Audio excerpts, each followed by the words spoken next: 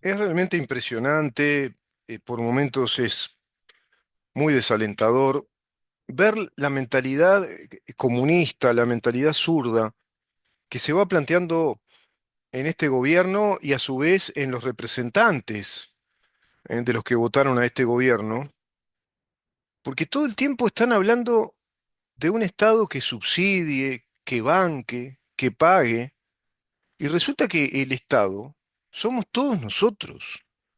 El Estado no es un señor magnate, un Rockefeller de traje, de, no sé, con smoking y que va a grandes fiestas y que es multimillonario y al cual de pronto los trabajadores le pidan, por favor, un incremento del salario. Y todo eso será correcto si responde a la realidad económica de lo que está pasando en esas empresas. Porque en economía se calcula la rentabilidad sobre la base de todo el costo de producción. ¿Por qué digo esto? Porque la diputada Melgar, de modo impresentable, asiste al Parlamento con una camiseta que dice, es decir, que reza, tiene la leyenda, renta básica ya. Es la misma que cuando estaba en el Mides, se había gastado el dinero que era para los indigentes en un copetín en una confitería. Imagínate lo caro de ese copetín, porque les gusta vivir una vida absolutamente holgada, consumista, cómo les gusta la vida que proporciona el capitalismo, ¿no? Porque todo eso que ella misma usa, esa campera, esa inscripción, ¿cuánto le salió eso? Lo mandó a hacer, lo mandan a imprimir en una imprenta, ¿m? Todo el coche que usa, el celular de alta gama, etcétera, todo lo produce gente que trabaja, gente que invierte, gente que diseña, gente que innova, que inventa, gente que arriesga un capital para producir todo lo que ella consume, desde sus zapatos, carteras, camperas, ropa, el vestuario que tiene, los celulares que usa, lo que fuere. Y lo único que se le ocurre en su cabecita de chorlita, como diputada, es decir, renta básica ya y va con una remera. No hay diputados que salgan a decirle, esto realmente es una agresión a la Cámara, es indigno de esta Cámara de Legisladores que nos decimos representantes de los uruguayos en calidad de representantes de una república democrática. Esto está en estricto rigor colisionando fuertemente con la laicidad del funcionario público en el área que sea. Artículo 58, artículo 59 de la Constitución de la República. Está reñido con lo que formula el artículo 93 de la Constitución de la República, dando las hipótesis por las cuales se puede hacer un juicio público a un representante o a un senador.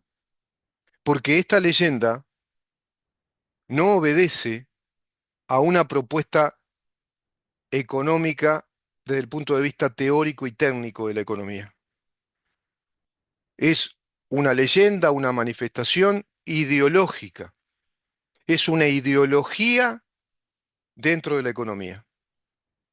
Es una proclamación ideológica dentro de la economía. A la economía como ciencia, un grupo de economistas ideológicos a nivel mundial introdujeron desde Europa una concepción creada por diseño incluso de Barack Obama y Hillary Clinton, por un diseño de ingeniería financiera de estos dos expertos. Se le puede decir monjes negros, ¿sí? Incluso más allá de la literalidad, de dos monjes negros que crearon esa ingeniería con un concepto extravagante de la economía llamado circularidad monetaria o economía circular.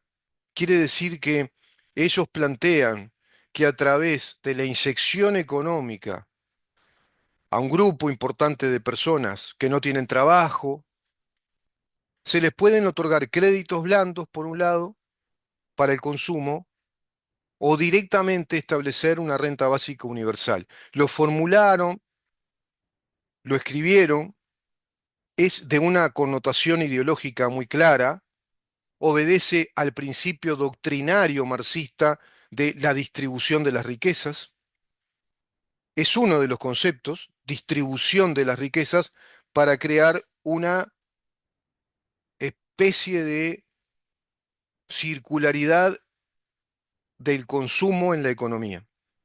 Lo toman los fineses. En Finlandia se aplica y no funciona. Se les cayó a pedazos y dijeron, no, esto no.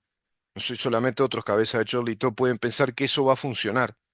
Lo hizo Daniel Olesker, el falso economista, cuando iba con Pablo Ferreri, otro economista, quien había sido el director de la DGI y quien junto a José Mujica le perdonan una deuda multimillonaria a Paco Casal de unos 86 millones de dólares. La DGI no le cobró los adeudos acumulados por la falta de aportes a la DGI, por la evasión impositiva, y luego hicieron pasar también como una condonación de deuda a Paco Casal. Ese es Pablo Ferreri, quien hizo los deberes de lo que le mandó hacer el mandamás, el viejo Vizcacha. Y así fueron con Daniel Olesker y Mario Vergara, el que hoy es el intendente de Montevideo, ante el cual se pide que su salario incremente. Y se incrementa el salario del intendente por ley, porque eso se va a tener que hacer por ley, por una ley presupuestal para la intendencia, van a aumentar todos los salarios. Por principio de igualdad ante la ley, generalidad de la ley, por el principio de la generalidad de una ley presupuestal. Siempre que se incrementa el salario, me refiero al índice salarial, suben los índices porcentuales, es distinto a un ajuste por inflación o por IPC, lo que fuere. Esto es, no, vamos a subir, porque sí, porque se nos ocurre, subir en un 18 o 20% el salario de todos los funcionarios públicos de la Intendencia. Eso es lo que habían planteado con ese informe urgente de que el intendente del salario nominal lo cobrara como una liquidez salarial, que todo ese volumen de dinero le llegara efectivamente al intendente, ahora Mario Vergara, por ende, ese dinero que ahora es nominal, ese salario que es nominal, si pasa a ser el salario líquido, se le tiene que agregar los aportes al Montepío del 15%, más también los aportes al IRPF, que calculo yo serán un 10%, si no son un 15% ya en ese, no, deben ser un 15% en ese volumen. Entonces suma el 15 más un 15%, un 30%. Si fuera un 10, un 25%.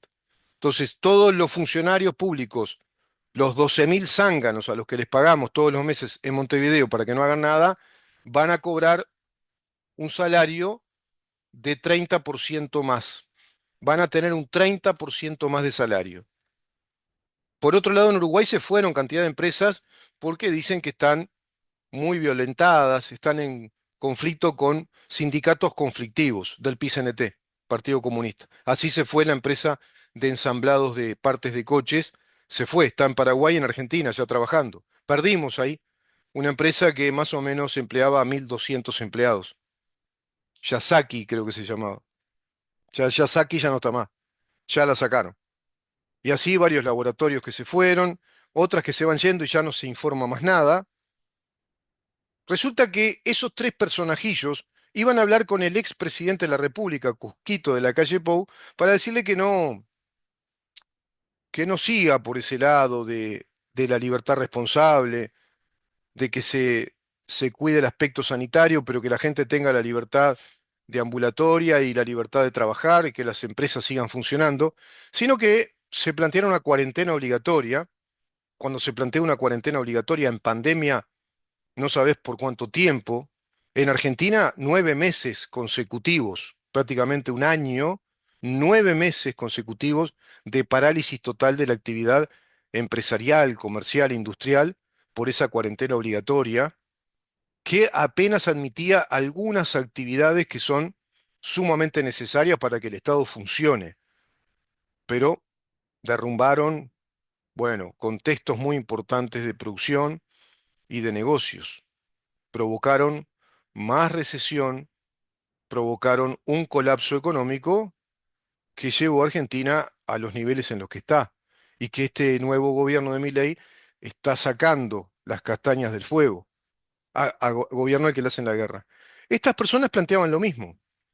Al que tenemos hoy como el subdirector o director de ACE, que no da respuesta respecto a lo que le plantea el diputado Schipani, según el presidente de ACE está de licencia, ya hace más de 15 días.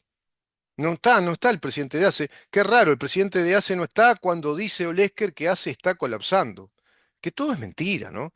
Pero la lógica de ese relato, si el director dice ACE está colapsando, porque hay tanta gente que se está muriendo, está lleno de gente enferma, se ve que está colapsando, ¿viste? Todos los sanatorios, todos los hospitales, todos los policlínicos de ACE colapsan. Ese hace que no tiene medicamento, que hay gente que vive en ciertos departamentos y tienen que ir a Salto a buscar medicamentos porque se los roban, después se los ven en la feria los medicamentos de ACE, está lleno de ferias vendiendo medicamentos muy baratos de todo tipo, los propios funcionarios se roban los medicamentos y no hay control de nada, hace que tiene 36.000 funcionarios públicos, ese hace que el gobierno anterior, bueno, en infraestructura lo reformuló. Hay una cantidad, después vamos a dar un informe de la cantidad de policlínicos que se hicieron, que no habían en el interior, hospitales que se refaccionaron, que estaban en malas condiciones, el hospital de Tacuarembó, que quedó a nuevo en un montón de áreas, incluso accesibilidad, etcétera, rampas para minusválidos. Hay un montón de obras de infraestructura en policlínicos importantes en el interior, hospitales, y ni que hablar la obra emblemática del Hospital del Cerro, que era una casa vieja derruida, que en 15 años consecutivos no hizo nada el Frente Amplio, y el gobierno anterior hizo un hospital de última generación, que es un hospital realmente impresionante, modelo. No sé, no creo que toda esa infraestructura, todo ese parque edilicio, todos esos cambios positivos para la salud pública que hizo el gobierno anterior, este gobierno los mantenga. Le va a dar mantenimiento a todos esos edificios nuevos, a esas reconstrucciones, a esas obras de infraestructura, les va a dar el mantenimiento que corresponde. Sin embargo, Lustenberg, la ministra de Salud Pública, plantea, recibida en Cuba, plantea que ACE necesita por lo menos un 50% más de empleados. Tienen 36.400 empleados, funcionarios públicos, otros 36.400, ¿te parece, Lustenberg? Y Olesker, ¿te parece que colapsa hace porque hay frío y hay gente en situación de calle? Ayer murió otra persona. ¿No tendrán que habilitar prontamente refugios? ¿No tendrá que darse un relevamiento de cómo está toda la situación de ACE a nivel nacional contando con el presidente? Pero no se hacen cargo. Sin embargo, vos, junto a Ferreri y a Mario Vergalanga, le iban a solicitar a Cusquito de la calle Poet que no siguiera por el lado de cuidarnos en la libertad responsable, sino que nos cuarentenaran a todos y pidiera un préstamo, que podía acceder a un préstamo de 3.800 millones de dólares en una primera instancia, para aplicar la renta básica universal. Disparate, gasto, endeudamiento, retracción, fundís empresas, empresas que por la fuerza de los hechos van a quebrar, provocás una recesión enorme, la gente cuarentenada, ¿qué va a consumir si las pequeñas y medianas empresas están cerradas, no pueden producir nada? Se rompe la cadena económica de producción, distribución, comercio, consumo, rompés toda la cadena económica para darle plata a gente que ya estaba trabajando. Rompés la ventana que estaba bien, como diría Bastiat, para que venga el vidriero y arregle la ventana y rompen otras ventanas, todas las que funcionan bien, para que vengan los vidrieros y arreglen las ventanas cobrando por el arreglo de esa ventana que estaba bien. Entonces, los dueños de esas ventanas tienen que gastar plata en las ventanas que ustedes rompen. Son los vidrieros que rompen ventanas y nos cobran por las ventanas que después arreglan. Eso es lo que está pasando. Y Melgar, de modo absolutamente afrentoso, una atrevida total para con nuestras instituciones, va con una remera que dice renta básica ya, en este país, que está fundido, 4,2% de déficit fiscal, con un estancamiento del crecimiento del Producto Bruto Interno, con una tasa de desempleo muy alta aún, con empresas que se fueron, con sindicatos extorsivos, conflictivos que las echan, con un PIT-CNT que le va a plantear al presidente que le ponga un 1% más de impuesto a las ganancias de los grandes empresarios que hay acá. Porque acá capaz que se piensan que una empresa grande es de pronto una empresa que está en el límite de lo artesanal con lo industrial y tiene 50, 60 empleados para producir algo en una planta más o menos industrializada. O una empresa con 100, 150 empleados en planta fabril, más todos los funcionarios que tienen necesariamente que tener, con los que cuenta, que son los funcionarios de la parte administrativa, el departamento jurídico contable, departamento de marketing, de diseño, de mercadeo, de relaciones públicas, gerencia, gerencia general, subgerencias o jefaturas de esa gerencia, el directorio. Todo eso son funcionarios, es costo, hay que pagar. ¿Ustedes no piensan cuánto hay que producir para tener una cierta ganancia? Pero lo único que saben hacer es renta básica ya. ¿Qué es renta? ¿La renta qué es? La ganancia. Viene en criollo, el lenguaje de Rioba. ¿Qué es la renta? La rentabilidad. La liquidez de dinero que le queda a cada quien por el trabajo que realiza o por el esfuerzo y la inversión en la producción de un bien o de un servicio. Eso es la renta. En economía, en términos económicos, se utilizan las expresiones técnicas de renta, rentabilización, porcentaje de rentabilidad, o también se puso muy en boga desde la escuela austríaca el concepto de utilidad, porque hay un cálculo matemático económico más exacto respecto a los márgenes de las utilidades. Utilidades que pueden tener, digamos, una marginalidad creciente o decreciente o estable en una situación de meseta. ¿Qué quiere decir eso? Que es el margen de ganancia que le quedó a esa actividad empresarial, por ejemplo, para producir lo que produce, para producir libros, para producir aceite, para producir azúcar, harina, yerba, lo que fuere, ropa, auriculares, computadoras. Tiene que desplegar un volumen económico muy grande en inversión, en gastos, que implica todo ello gastos fijos, por un lado, costos fijos, tenés también costos aleatorios, accidentales, pero dentro del volumen de los costos fijos y la previsibilidad de el costo inflacionario, es decir, esa empresa, para darte números, tiene que produce, por decir un número redondo, y hablemos de una empresa de una cierta magnitud para que se vea claro, tiene una producción mensual de 50 millones de dólares. Para Uruguay es, es enorme, no es nada a nivel empresarial, pero para Uruguay es 50 millones de dólares de producción por mes. No es de ganancia, no es de renta, no es de renta, Melgar, no es renta. Tiene que pagar toda la masa salarial más los aportes a la seguridad social todos los meses de 150, 200 funcionarios que tiene la empresa, 300 para producir esa cantidad. Y sí, creo que me quedo corto, pero para dar números ficticios, gráficos. Tiene que pagarle todos los salarios y los aportes a la seguridad social a 350 funcionarios de esa empresa, empleados de esa empresa.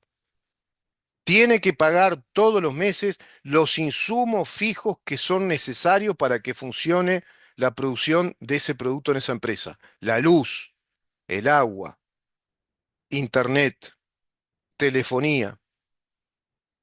Tiene que pagar los insumos para producir ese producto final, la materia prima para hacer ese producto alimentario o lo que fuere.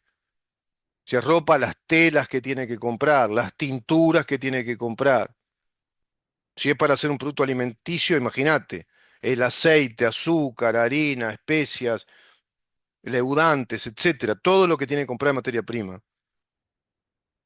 El envasado de distinto tipo, cajas para embalar ese producto, etiquetas. ¿Te das cuenta de toda la cadena económica que se mueve? Todo eso es una cadena económica en distintos contextos de mercado.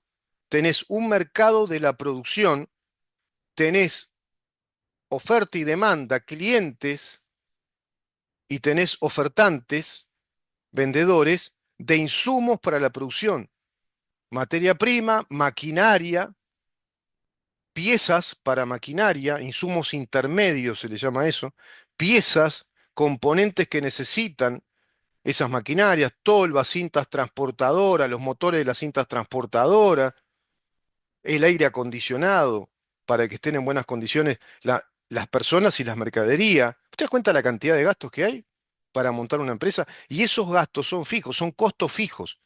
Dentro de esos costos fijos está el salario, no la estupidez que decía Marx de la plusvalía, una estupidez sin sentido.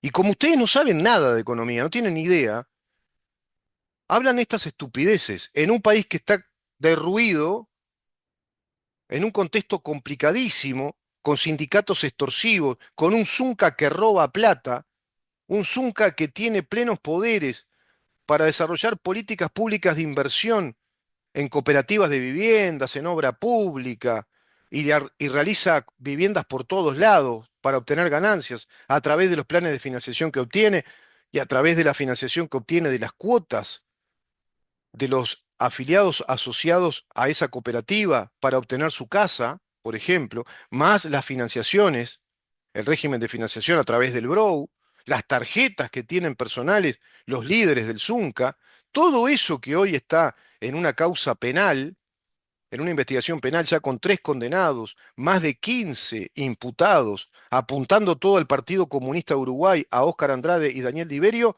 y viene Melgar a decirle a los diputados en Cámara de Diputados renta básica ya, en este contexto, ¿te parece? Renta. ¿Ustedes le llaman renta al subsidio, a la plata que el Estado le va a pagar a gente que no trabaja por distintos motivos? Eso no es renta. La renta es la ganancia obtenida a través del esfuerzo propio. La renta es la liquidez de dinero que te queda cuando cubriste todos los gastos fijos, los costos fijos, para no quedar endeudado. La rentabilidad personal que le queda a alguien es cuando superó la canasta básica familiar.